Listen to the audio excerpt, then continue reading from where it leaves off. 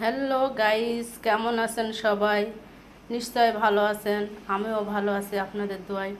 আমি আজকে গরুর মাংসের বিফ তৈরি করব। তো এখানে কিছু আমি গরুর মাংস নিয়েছি, সলেট সলেট, এই যে লম্বা করে কেটে, এই যে লম্বা লম্বা করে কেটে নিয়েছি। এই যেখানে ঝালের গুঁড়া, জিরা বাটা, নিয়েছি, লেবু নিয়েছি। এগুলো দিয়ে আমি সব কিছু মাখিয়ে নেব।